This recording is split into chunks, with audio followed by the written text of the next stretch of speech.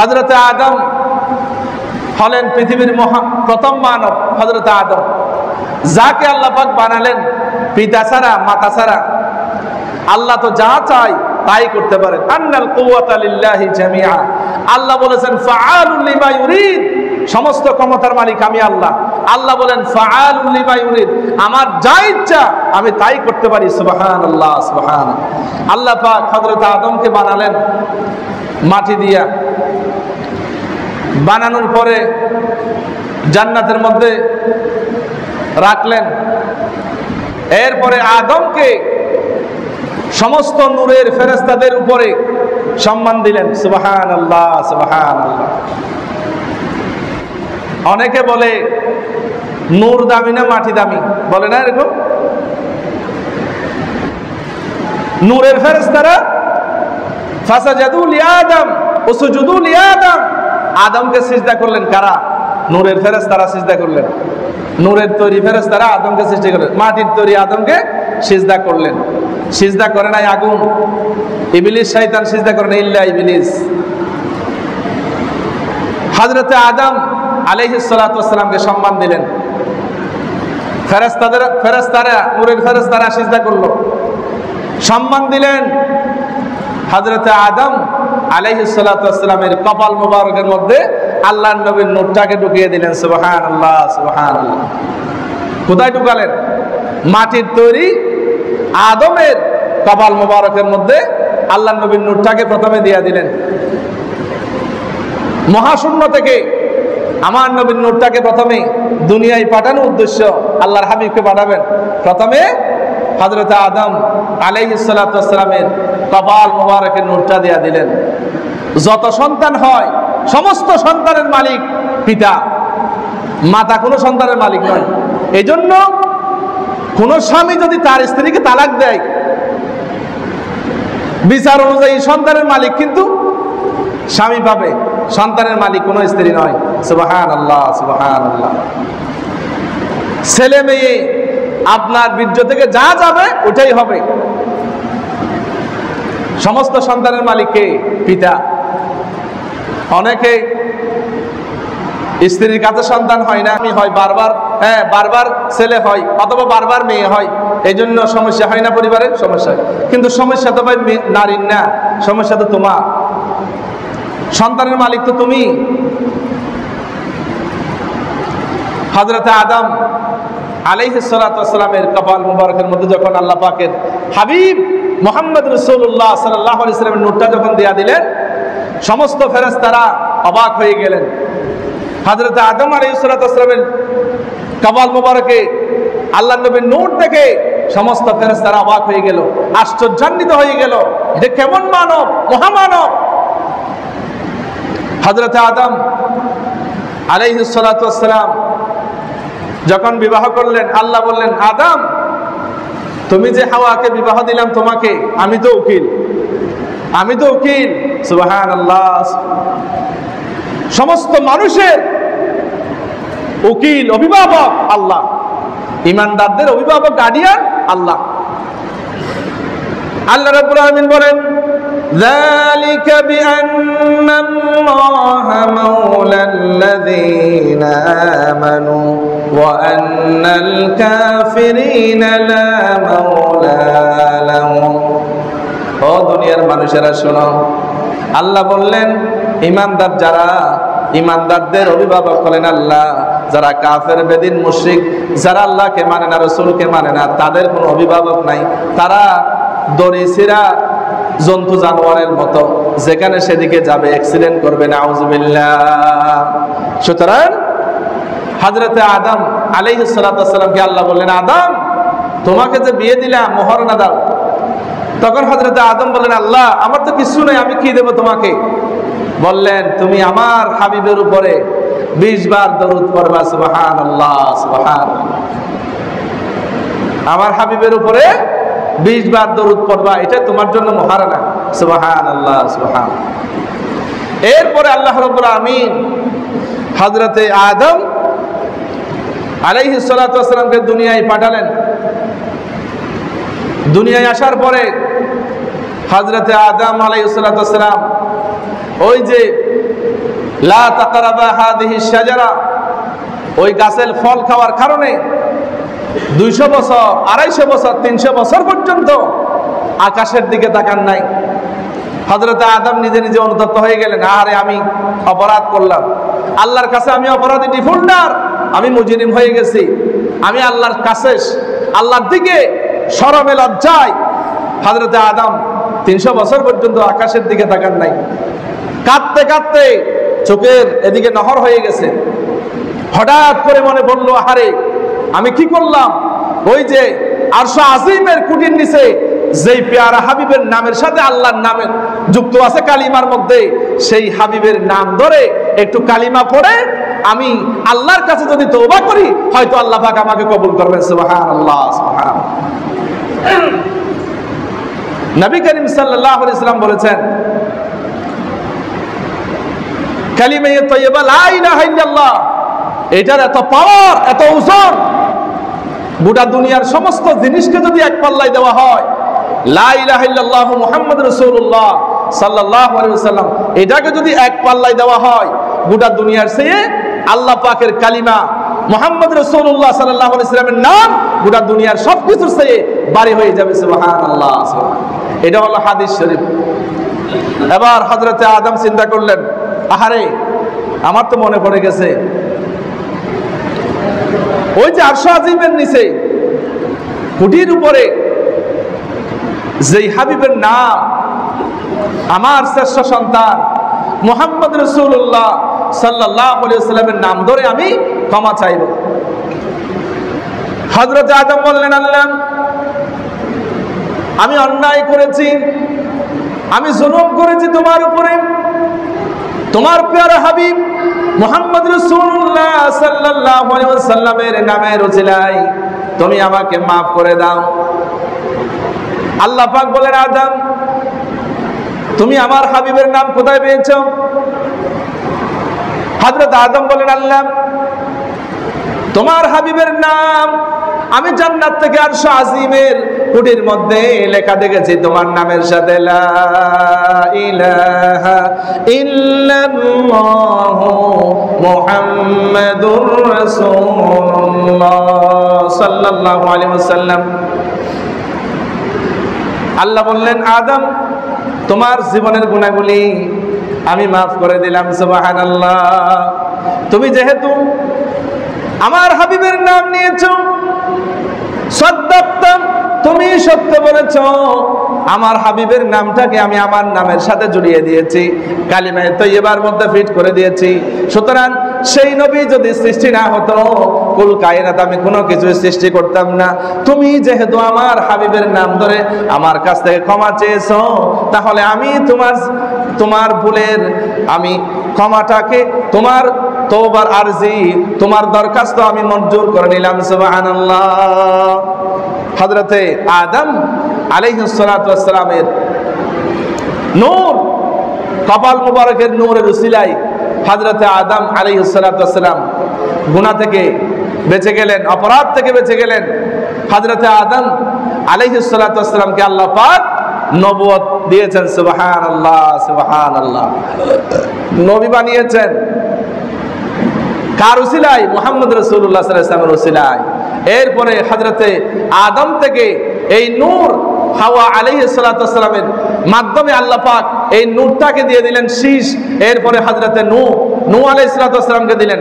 এখন হযরতে নূহ আলাইহিস সালাতু ওয়াস সালামের কপাল মুবারকের মধ্যে আল্লাহর হাবিবের নূরটা যখন দিয়ে দিলেন, হযরতে নূহ আলাইহিস সালাতু ওয়াস সালাম যখন 40 দিন পর্যন্ত যখন বন্যা হয়েছিল, তখন সেই মুহাম্মদ রাসূলুল্লাহ সাল্লাল্লাহু আলাইহি ওয়াসাল্লামের উসিলায় এই হযরতে নূহ আলাইহিস সালাতু ওয়াস সালামের কিস্তি যদি পাহাড়ের মধ্যে স্থান পেয়েছিল। সুবহানাল্লাহ, সুবহানাল্লাহ। এরপরে পর্যায়ক্রমে নবী করিম সাল্লাল্লাহু আলাইহি ওয়াসাল্লামের নূর আল্লাহ পাক দিয়া দিলেন হযরতে ইব্রাহিম আলাইহিস সালাতু ওয়াস সালামের কপাল মুবারকে। সুবহানাল্লাহ, সুবহানাল্লাহ। হযরত ইব্রাহিম আলাইহিস সালাতু ওয়াস সালামের মাধ্যমে হযরত ইব্রাহিম আলাইহিস সালাতু ওয়াস সালামের এই নূরের উসিলায় কপাল মুবারকের আল্লাহ পাকের হাবিবের নূরের উসিলায় আল্লাহ পাক হযরত ইব্রাহিমকে নমরুদের আগুন থেকে আল্লাহ পাক বাঁচিয়ে দিলেন। সুবহানাল্লাহ, সুবহানাল্লাহ। এরপরে হযরত ইব্রাহিম থেকে আল্লাহর হাবিবের নূর হযরত ইসমাইলকে দিয়ে দিলেন। এই জন্য নবী করিম সাল্লাল্লাহু আলাইহি ওয়াসাল্লাম বলেছিলেন, আনা বানু ইসমাইল, আমি ইসমাইল আলাইহিস সালাতু ওয়াস সালামের বংশধর, আমি বানু ইসহাক নয়, আমি বানু ইসরাইল নয়, আমি হলাম বানু ইসমাইল। সুবহানাল্লাহ, সুবহানাল্লাহ। এইভাবে করে রাসূল করিম সাল্লাল্লাহু আলাইহি ওয়াসাল্লামের নূরটাকে আল্লাহ পাক পর্যায়ক্রমে এভাবে করে আপনার আব্দুল মুত্তালিবের বংশ, কুরাইশ বংশের আপনার আব্দে মানাফ, এরপরে হাশেম, কুসাই, কিলাব, মুররা, লুবাই, এরপরে আপনার কুসাই, কিলাব, মুররা, লুবাই, গালিব, এরপরে ফিহির থেকে আল্লাহ পাক কুরাইশ বংশের মধ্যে আল্লাহর হাবিবের নূরটাকে দিয়ে দিলেন। সুবহানাল্লাহ, সুবহানাল্লাহ। মক্কার সবচেয়ে সর্বশ্রেষ্ঠ বংশ ছিল কুরাইশ বংশ। এই কুরাইশ বংশের বড় লিডার ছিলেন রাসূল করিম সাল্লাল্লাহু আলাইহি ওয়াসাল্লামের দাদা আব্দুল মুত্তালিব। আব্দুল মুত্তালিব হলেন নেতা। ওইদিকে রাসূল করিম সাল্লাল্লাহু আলাইহি ওয়াসাল্লামের নানা আব্দুল ওয়াহাব জুহরি, বনু জুহার গোত্রের তিনিও নেতা ছিলেন। সারা বংশ থেকে নবী করিম সাল্লাল্লাহু আলাইহি ওয়াসাল্লামকে আল্লাহ পাক পাঠিয়েছেন। এখন নবী করিম সাল্লাল্লাহু আলাইহি ওয়াসাল্লামের নূর মুবারক যখন আব্দুল মুত্তালিবের কপাল মুবারকে আসলো, তখন আব্দুল মুত্তালিব অনেকগুলি স্বপ্ন দেখেছেন। জমজম কূপ খনন করার স্বপ্ন দেখেছেন, আরো অনেকগুলি স্বপ্ন। এরপরে আব্দুল মুত্তালিবের ললাট থেকে, কপাল থেকে মুহাম্মদ রাসূলুল্লাহ সাল্লাল্লাহু আলাইহি ওয়াসাল্লামের নূরটাকে আল্লাহ পাক তার ছেলে আব্দুল মুত্তালিবের মোট ছেলে সন্তান হলো 10 জন। এখানে সর্বশ্রেষ্ঠ সন্তান 25 বছর বয়সী আব্দুল্লাহর কপালের মধ্যে আল্লাহর হাবিবের নূরটাকে দিয়ে দিলেন। সুবহানাল্লাহ, সুবহানাল্লাহ। কুরাইশ বংশের বনু হাশিম গোত্র হলেন নবী করিম সাল্লাল্লাহু আলাইহি ওয়াসাল্লামের সর্বশ্রেষ্ঠ গোত্র। এখন আব্দুল্লাহর কপাল মোবারকে যখন আল্লাহর হাবিবের নূর যখন আসলো, তখন বিবাহের আগে সমস্ত মক্কার ইহুদি খ্রিস্টানদের যে সমস্ত মহিলারা যারা তাওরাত বুঝতো, ইনজিল বুঝতো, জাবুর বুঝতো, যারা আল্লাহর নবীর সুসংবাদ পেয়েছেন, এরকম একজন কুরাইশ বংশের বনু হাশিম গোত্রের একজন মহান পুরুষের কপালের মধ্যে আল্লাহর হাবিবের নূর থাকবে, সেটা ওই যুবতী মহিলারা খেয়াল করত। একবার এক মহিলা, এক ইহুদি মাদ্রির মেয়ে খেয়াল করলো হযরতে আব্দুল্লাহর কপাল মুবারক যখন সেই মুহাম্মদ রাসূলুল্লাহ সাল্লাল্লাহু আলাইহি ওয়াসাল্লামের নূর যখন দেখলো, হযরতে আব্দুল্লাহকে বিবাহ করার জন্য রাস্তাঘাটের মধ্যে দাঁড়িয়ে থাকলো। কিন্তু আব্দুল মুত্তালিব বলল, না, আমার ছেলেকে বিবাহ করাবো, সম্ভ্রান্ত ফ্যামিলি থেকে আমার ছেলের জন্য আমি আমার ছেলেকে বিবাহ করাবো। ইহুদি খ্রিস্টানদের বংশ, তাওরাত, জাবুর, ইনজিল, কোরআন, এই বংশ থেকে, এদের কাছ থেকে আমি আমার ছেলেকে বিবাহ করে না। শেষ পর্যন্ত বনু জুহার গোত্রের আব্দুল ওয়াহাব জুহরির মেয়ে হযরতে আমেনা রাদিয়াল্লাহু তাআলা আনহার সাথে বিবাহ হয়ে গেল হযরতে আব্দুল্লাহ। এখন যখন বিবাহ হয়ে গেল, এখন আব্দুল্লাহর কপালে আর নূর মুবারক নেই। এখন নূর মুবারক কোথায়? আব্দুল্লাহ থেকে হযরতে মা আমেনার রেহম মুবারকে গর্ভের মধ্যে চলে আসছে। সুবহানাল্লাহ, সুবহানাল্লাহ। এখন হযরতে মা আমেনা যখন 6 মাস পূর্বে স্বামী মারা গেছে, সিরিয়ায় ব্যবসার জন্য গিয়েছেন, ওখান থেকে আসার পথেই আব্দুল্লাহ মারা গেলেন হযরতে মা আমেনা।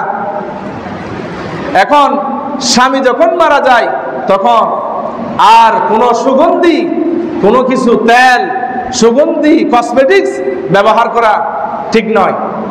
এখন হযরতে মা আমেনা রাদিয়াল্লাহু তাআলা আনহা যখন পেট মুবারকের মধ্যে যখন আল্লাহর হাবিব আসলেন, এখন আল্লাহর নবীর আসার মতো মুজিজা শুরু হয়ে গেল। হযরতে মা আমেনা যখন গোসল করতে যায়, শরীরের মধ্যে যখন পানি ঢালে, শরীর থেকে সুগন্ধ বের হয়। হযরতে মা আমেনা যখন মুখ থেকে তুতু বের করে, তখন এই তুতু থেকে সুগন্ধ বের হয়। রাতের বেলা একদিন ওই যে বনু জুহার গোত্রে যাবেন, বাবা অসুস্থ, বাবাকে দেখতে যাবেন, মাগরিবের পরে বের হয়েছেন।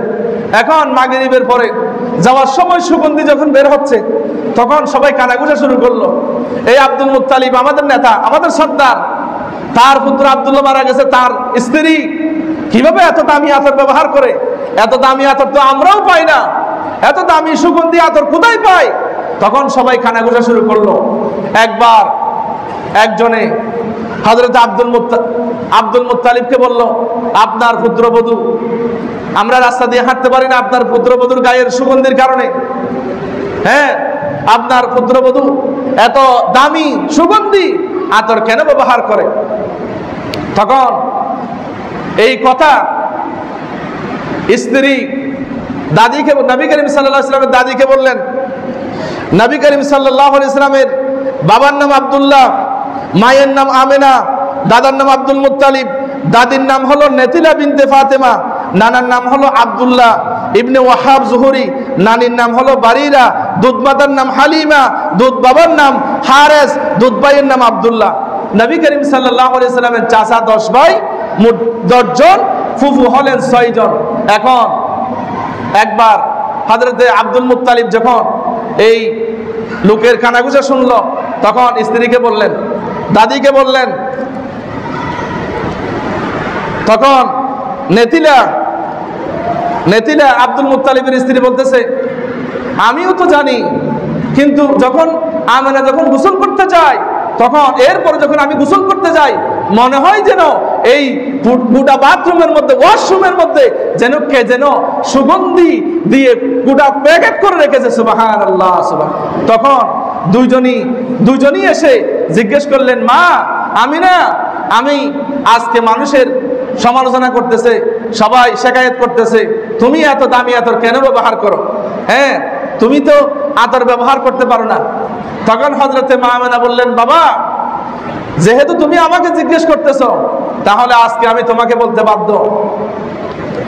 হযরতে মা আমেনা বললেন, ও আব্বাজান আব্দুল মুত্তালিব এবং আম্মাজান নেতিলা বিনতে ফাতেমা, ও আম্মাজান, ও আব্বাজান, শুনে রাখুন, আমি জীবনে ওই আল্লাহর নামে শপথ করে বলি, আল্লাহর নামে, বিধাতা সৃষ্টিকর্তার নামে শপথ করে বলি, আমি জীবনে কোনোদিন এক বিন্দু পরিমাণ, জাররা পরিমাণ আতর ব্যবহার করি নাই। কিন্তু যেদিন থেকে আমি প্রেগন্যান্সি, আমি গর্ভবতী হয়েছি, সেদিন থেকে আমার শরীর থেকে নয়, আমি মুখের থুতু পর্যন্ত গোসল করতে গেলে সুগন্ধি, আমি হাঁটতে গেলে আমার শরীরের লোমকূপ থেকে সুগন্ধি বের হয়, আমার মুখের থুতু থেকে সুগন্ধি বের হয়। সুবহানাল্লাহ।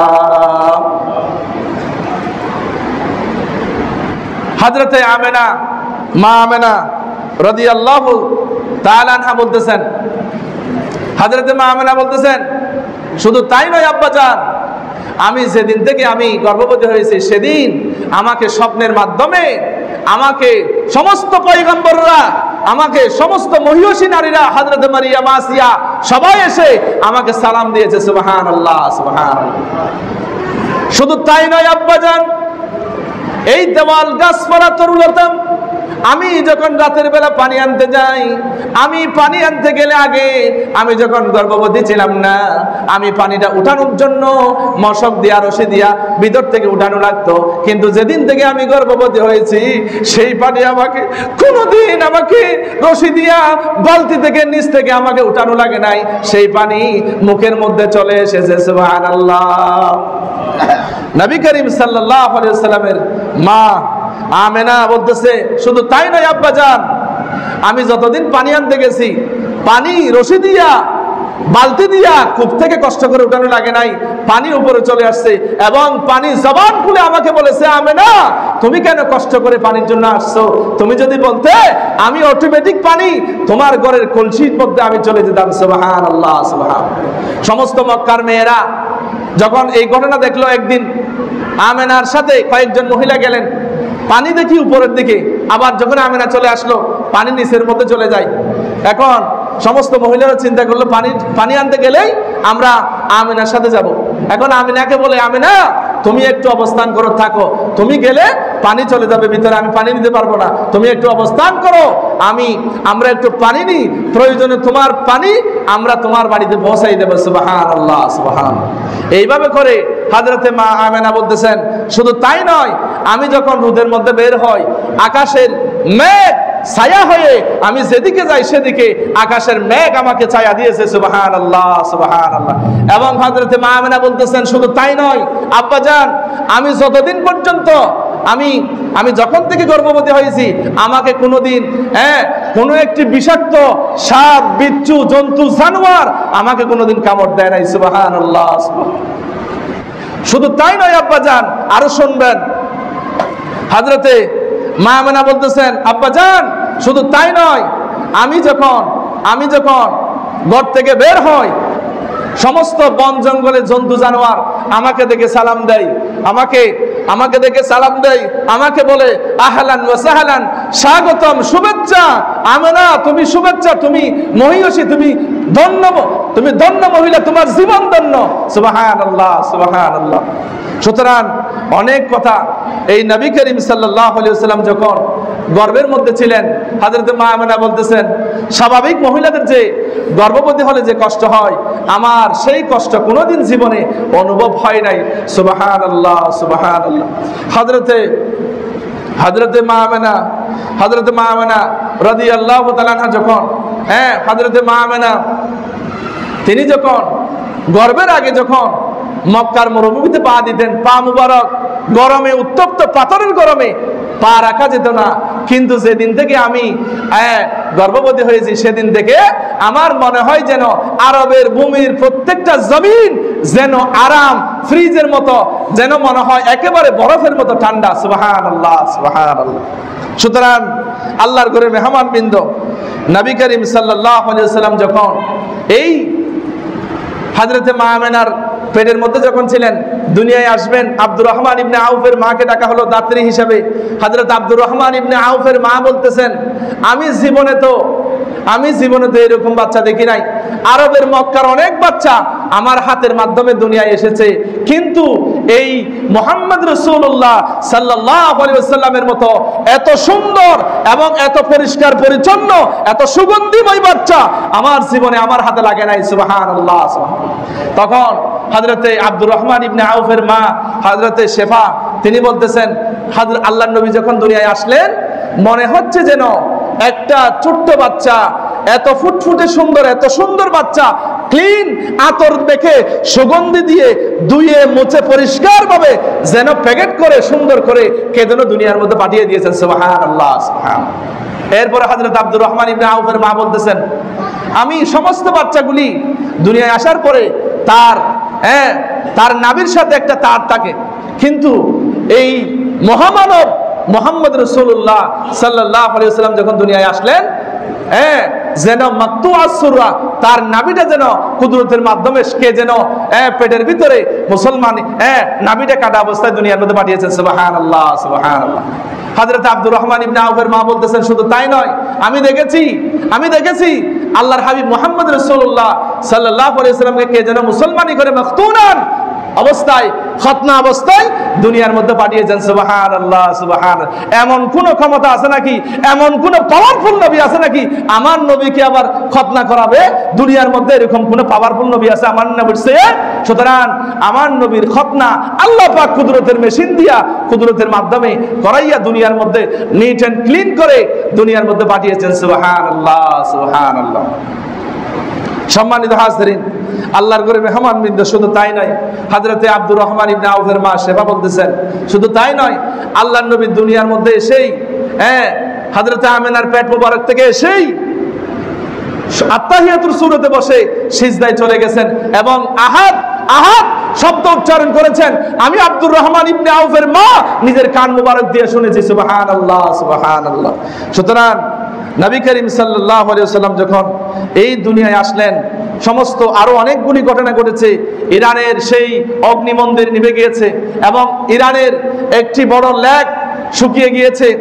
এরপরে আপনার পারস্যের কিসরার গোটা সাম্রাজ্য ভবন কেঁপে উঠেছিল এবং হযরতে মা আমেনা বলতেছে, আমি যখন আল্লাহর হাবিবকে যখন কোলে নিলাম, কোলে নেওয়ার সাথে সাথে আমার ঘরের ছাদ ফেটে গোটা যেন সুবহে সাদিকের আলোতে গোটা আরব নয়, সিরিয়া বসরা নয়, গোটা আরব ভূমি মহাসাগর আলোকিত হয়ে গেছে। সুবহানাল্লাহ, সুবহানাল্লাহ। সুতরাং তখন হযরতে আমেনা বলতেছেন, আমি বুঝতে পেরেছি এটা কোনো সাধারণ মানুষ নয়, এটা হবে মহামানব মুহাম্মদ রাসূলুল্লাহ সাল্লাল্লাহু আলাইহি ওয়াসাল্লাম। সম্মানিত হাজিরিন, আল্লাহর ঘরের মেহমানবৃন্দের সময় শেষ, আরো অনেক কথা রয়ে গেছে, আগামী জুমায় বলার চেষ্টা করব ইনশাআল্লাহ। আল্লাহ পাক আমাদেরকে নবী করিম সাল্লাল্লাহু আলাইহি ওয়াসাল্লামের মিলাদ আমরা পালন করব। হ্যাঁ, মিলাদুন নবী মানে নবী করিম সাল্লাল্লাহু আলাইহি ওয়াসাল্লামের জন্ম, এরপরে সিরাতুন নবী মানে নবী করিম সাল্লাল্লাহু আলাইহি ওয়াসাল্লামের গোটা চরিত্র জীবন। হযরত মা আয়েশা জিজ্ঞেস করেন, ইয়া রাসূলুল্লাহ, হ্যাঁ, ইয়া হযরত মা আয়েশাকে জিজ্ঞেস করেন সাহাবায়ে কেরাম, ইয়া হযরত উম্মুল মুমিনিন আয়েশা, আমাদের নবীর চরিত্র কেমন? হযরত মা আয়েশা বললেন, তোমরা কোরআন পড়ো নাই, এই গোটা কোরআনটাই হলো নবীর চরিত্র। সুতরাং সিরাতুন নবী মিলাদুন নবীর মধ্যে কোনো পার্থক্য নাই। মিলাদুন নবীও আছে, সিরাতুন নবী আছে। সিরাত মানে নবী করিম সাল্লাল্লাহু আলাইহি ওয়াসাল্লাম গোটা জীবন, গোটা কোরআন নবী করিম সাল্লাল্লাহু আলাইহি ওয়াসাল্লাম। সুতরাং সবকিছু মানতে হবে, এইগুলা নিয়ে বাড়াবাড়ি করা যাবে না। আল্লাহ পাক আমাদের সবাইকে হেদায়েত তাআম্মা নসিব করুক, আমিন। আসসালামু আলাইকুম।